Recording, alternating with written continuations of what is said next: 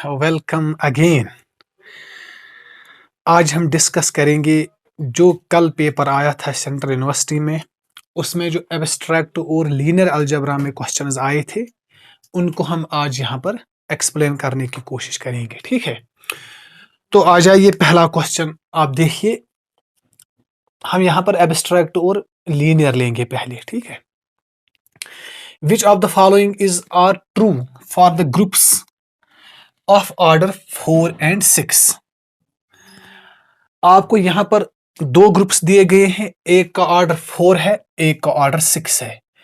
तो यहां पर जो स्टेटमेंट है दो दिए गए हैं, group of order 4 is cyclic but group of order 6 is non cyclic. ठीक है, आप तो जानते हैं अगर आपके पास ऑर्डर ऑफ जी जो है ये 4 होगा, 4 का मतलब है 2 स्क्वायर, पी स्क्वायर है ना, पी स्क्वायर। तो इसमें होते हैं this group is always एबिलियन, this group is always एबिलियन। ठीक है, तो इसमें दो चांसेस हैं, एक चांस होगा Z4, एक चांस होगा Z2 का Z2। P square, group of order P square is always abelian, है ना। This is abelian, this is cyclic as well as abelian. ये क्या कह रहा है, group of order 4 is cyclic. ठीक है, होगी एक बात, यस ये तो है साइक्लिक, Z4 इज साइक्लिक, लेकिन एक चांस है इसका एबिलियन भी। यहां पर आ जाइए, एक और स्टेटमेंट पढ़ते हैं, but group of order 6 is non cyclic. 6 जो है इसके चांसेस दो है, एक है Z6, एक है S3 और D3, है ना। S3 is isomorphic to D3। लेकिन ये क्या कह रहा है, but group of order is non cyclic. लेकिन ये तो साइक्लिक भी है, लेकिन ये कह रहा है कि दिस इज नॉन साइक्लिक। हाँ, एक चांस तो है, लेकिन but it can not be always non cyclic, it can be abelian, but it says that this is non cyclic. तो ये तो गलत हो गया statement. Both the groups are non abelian, ये तो हो ही नहीं सकता, बिकॉज ऑर्डर 4 इज एबिलियन। तो इसका मतलब है इसका जो आएगा नाइदर पी नाइदर क्यू। ठीक है, हो गया एक। Where is duster.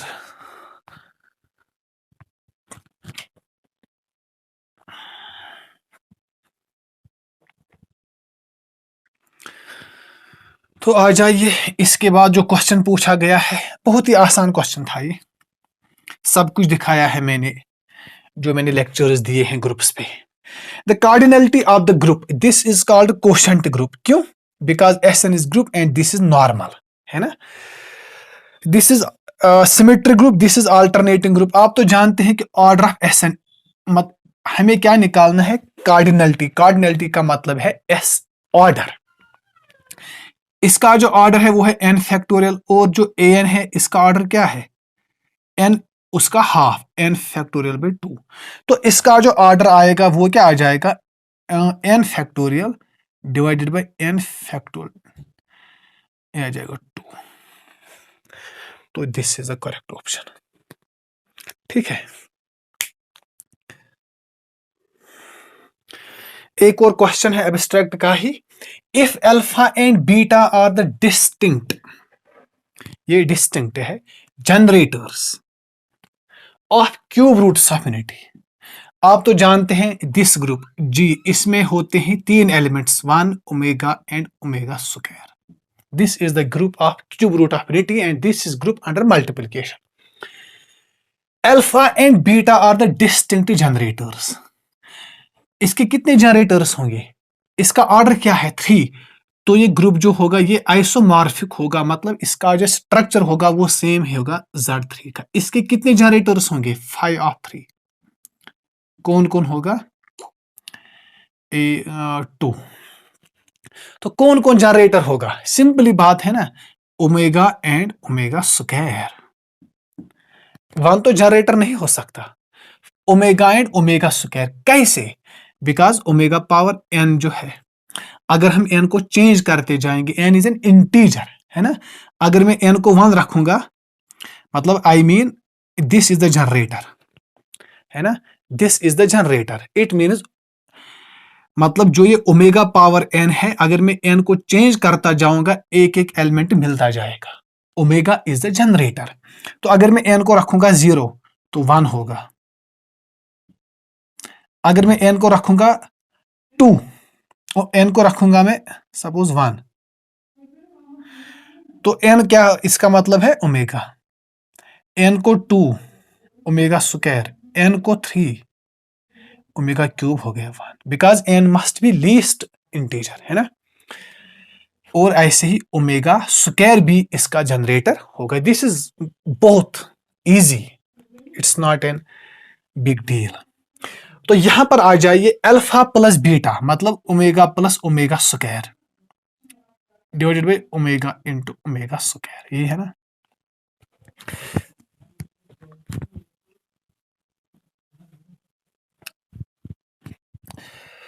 आप तो जानते हैं 1 प्लस ओमेगा स्क्वायर किसके बराबर होता है? 0। Sum of cube roots of unity is 0। तो ओमेगा प्लस ओमेगा स्क्वायर हो गया -1। This is omega cube is 1, -1/1 हो गया -1। तो क्या आ जाएगा ऑप्शन -1। ठीक है। इसके बाद है बहुत ही अच्छा टॉपिक, बहुत ही अच्छा क्वेश्चन। ठीक है, आइसोमॉर्फिज्म। हालांकि इस पर मैंने जो है लेक्चर नहीं दिया है, लेकिन इसको मैं जब मैं यहां पहुंचूंगा एब्स्ट्रैक्ट में तो मैं इसको एक्सप्लेन करूंगा। लेकिन फिलहाल यहां पर आ जाए इस क्वेश्चन को कैसे करते हैं। होमोमॉर्फिज्म पे तो मैंने थोड़ा थोड़ा आपको समझाया था। A homomorphism F from G1 to G2, this is group is isomorphism। आप तो जानते हैं होमोमॉर्फिज्म F from, अगर आपके पास दो ग्रुप्स है G1 to G2, this is homomorphism। This is homomorphism if suppose it's a group under operation small circle, this is a group under operation star, and this map, this function will be homomorphism if f from f of a o b, this is operation, is equal to f of a star f of b। ठीक है, अगर ये exist हो गया तो हम कहेंगे this is homomorphism. ठीक है, अब अगर ये होमोमॉर्फिज्म है, if this is homomorphism and it satisfies two more properties, कौन कौन? f is 1 1, f is onto, f is onto, then we say that this map is isomorphism। तो isomorphism में है, इसमें तीन प्रॉपर्टीज होते हैं। f must be homomorphism, f must be 1 1, f must be onto, मतलब f must be bijective।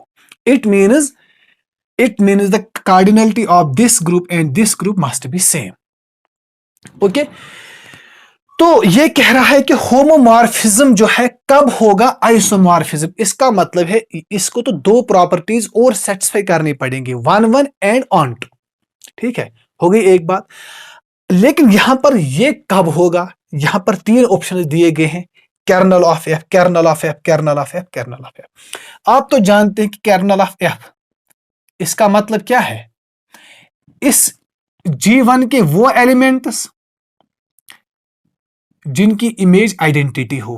कौन सी आइडेंटिटी? इस ग्रुप की आइडेंटिटी। सपोज उसको मैं नाम रखूंगा E2। E1 and E2 are the identities of G1 and G2 respectively. ठीक है, G1 के वो एलिमेंट्स होंगे कर्नल ऑफ F में जिनकी इमेज होगी आइडेंटिटी। ठीक है, तो आप तो जानते हैं हमेशा जो आइडेंटिटी है ना, वो तो हमेशा मैप करेगी आइडेंटिटी के साथ। तो मैं लिख सकता हूं ना यहां पर, जो इसमें तो हमेशा आएगा आइडेंटिटी, E1 तो हमेशा आएगा ही इसमें। क्यों? बिकॉज जो इसकी जो मैपिंग होगी वो तो इसके साथ मिलेगी ही मिलेगी।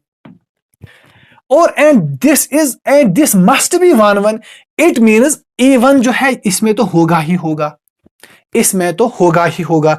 तो क्या आ जाएगा इसका आंसर? तो इसमें वो एलिमेंट्स आ जाएंगे, वो x आ जाएंगे। तो x तो हमें मिला ना E1, बिकॉज ये तो हमेशा मैप करेगा आइडेंटिटी के साथ। So kernel of f must be E1। ठीक है, इस पर मैं पूरा लेक्चर दूंगा, होमोमॉर्फिज्म, आइसोमॉर्फिज्म। यहां पर मैंने आपको ये क्वेश्चन समझाया है। ठीक, एक और क्वेश्चन है आइडियल्स पे। I1 and I2 are ideals of a ring are such that I1 is contained in I2 is contained in R। R is ring. आपके पास क्या है, I1 union I2 is ideal. ये तो हो ही नहीं सकता। This is ideal if one is contained in another. I1 intersection I2 is ideal of R हमेशा ट्रू है, तो only Q is correct. Union of ideals is not an ideal because union of subrings is not a subring. Okay, अगर ये subring ही नहीं है तो ideal तो हो ही नहीं सकता। ठीक है, इसके बाद विच of the following is not a commutative division ring. आप तो जानते हैं डिवीजन रिंग का मतलब क्या है। A non zero ring is called division ring if every non-zero element has multiplicative inverse। ठीक है, if every non-zero element has multiplicative inverse हो गई एक बात। लेकिन ये एक और चीज कह रहा है, commutative. A commutative division ring is called field। A commutative division ring is called field। तो यहां का मतलब जो ये क्वेश्चन है, which of the following is not a field। Q plus dot is field because every non-zero element has multiplicative inverse। R plus dot is field। C plus dot is field। Z6 जो है आप तो जानते हैं, this is not integral domain, so this is not field। क्यों ये integral domain नहीं है? बिकॉज इसके पास जीरो डिवाइजर्स है। 2.3 is equal to 6 is equal to 0। This is non-zero, this is non-zero, but I got 0। Okay, तो ये थे आपके जो एब्स्ट्रैक्ट अलजेब्रा में क्वेश्चंस थे, ये उनकी एक्सप्लेनेशन थी। ठीक है,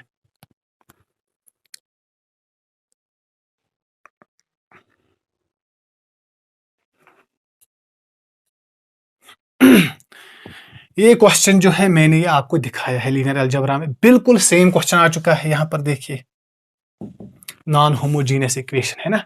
the space which of the following is vector space. Space R3 with this, क्या ये वेक्टर स्पेस है? मैंने आपको, अगर आपको याद होगा, मैंने आपको दिखाया है कि Lx plus My plus Nz अगर 0 हो गया तो वो सब स्पेस होगा। तो यहां पर 1 है तो हो ही नहीं सकता। एक्सप्लेन अगर मैं करूं, सपोज दिस इज 1 0 0, इनको आप सम कीजिए, 1 प्लस 0। यहां पर एक और लीजिए 1,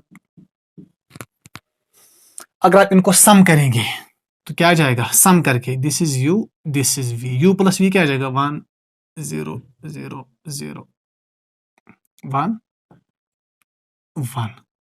लेकिन इनका सम क्या आ जाएगा? 1 प्लस 0 हो गया 2, which is not in v। So this is not a vector space. The space this, क्या वेक्टर स्पेस है? क्या इसमें 0 है? नहीं। हाँ, दीज आर रियल्स। अगर मैं इनको, suppose I will take A0 B0 C0, but this has to be fixed, so 0 is not contained in this, है ना। This is not a vector space, तो ये भी नहीं आएगा, नाइदर P नाइदर Q। आगे बात समझ में।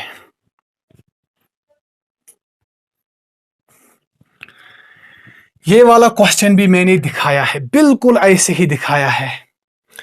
P, these are the statements। P is this 1 0 0 1 are linearly independent।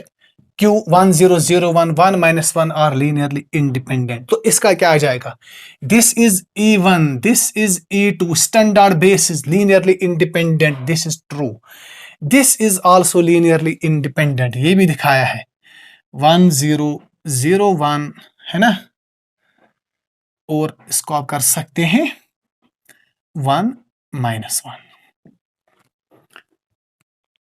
ठीक है, तो यहां पर आप देखिए, रोज कितने हैं? रोज भी 2 है। वेरिएबल्स भी कितने हैं? वेरिएबल्स भी तो 2 ही है। नहीं नहीं, वेरिएबल्स तो 3 है। वेरिएबल्स 3 है। वेरिएबल्स 3 है ना।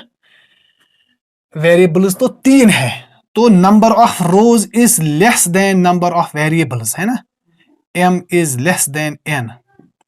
इसका क्या मतलब है, बताइए इसका क्या मतलब है।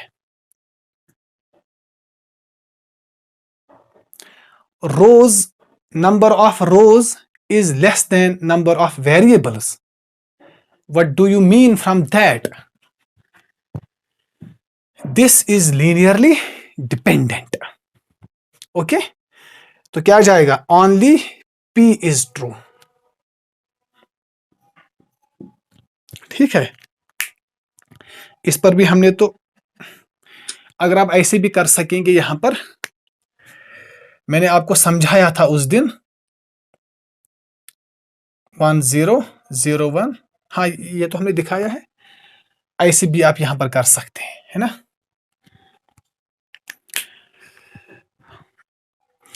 देखिए यहां पर बहुत ही अच्छा क्वेश्चन है, for what values of P and Q this is the characteristic equation of this matrix.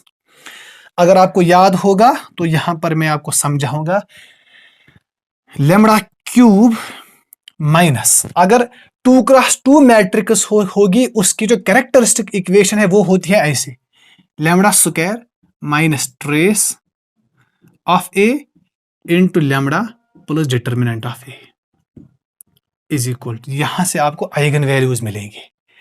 अगर 3x3 इक्वेशन होगी, lambda cube minus trace of A into lambda square, उसके बाद आता है माइनर्स, A11 इसका माइनर प्लस A22 इसका minor plus A33 इसका minor into lambda, पहले लेमड़ा क्यूब, फिर लेमड़ा स्क्वायर, फिर lambda minus determinant of A is equal to 0।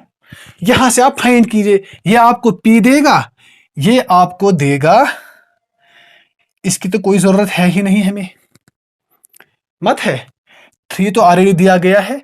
आप इसको चेक भी कर सकते हैं, इसको, इसका माइनर क्या होगा, इसको छुपाना है, इसको छुपाना है, इसका माइनर होगा दिस, है ना 2, फिर इसका माइनर होगा दिस एंड दिस, फिर इसका माइनर होगा। लेकिन हमें जो नीड है ना, एक हमें चाहिए ये ट्रेस और एक हमें चाहिए डिटर्मिनेंट। क्यों, ट्रेस क्या जाएगा, 3 माइनस 2 हो गया 1, 1 माइनस 1 हो गया 0, तो P हो गया 0। देखिए यहां पर कौन कौन ऑप्शन है P, ये वाला खत्म हो गया। अब आप यहां पर निकाले डिटर्मिनेंट इसका, वो आ जाएगा क्या, सिंपली डिटर्मिनेंट निकालना है, 3 into this and this cancels 2, फिर minus 0 plus 2, this and this cancels 3 plus 4 हो गया 7, यही है ना। 3 into 2, okay, minus 0 plus 2, 3 minus minus plus हो गया 4, ओके, 6 प्लस 14 है ना, वो कितना आ गया, 20 तो नहीं आ जाएगा ना। Let me check if I root matrix 3 0 2 1 minus 2 0, यहां पर माइनस 2 है, ओके, अब अलग से लिखाइए 3, ये तो 2 सही है, प्लस 2 इसको और इसको कीजिए, 3 माइनस 4 आ जाएगा यहां पर, वो हो गया माइनस 1। तो इसका मतलब है 6 माइनस 2, वो क्या हो गया 4। क्या कोई 4 है, this will be the correct option, okay, and this is the formula for calculating eigenvalues of 3x3 matrices, this is the formula for calculating eigenvalues of 2x2 matrix। ठीक है, तो हमने आज यहां पर एब्स्ट्रैक्ट के क्वेश्चंस और लीनियर अलजेब्रा के क्वेश्चंस खत्म किए हैं। ठीक है, तो मिलते हैं कल, तब तक अल्लाह हाफिज।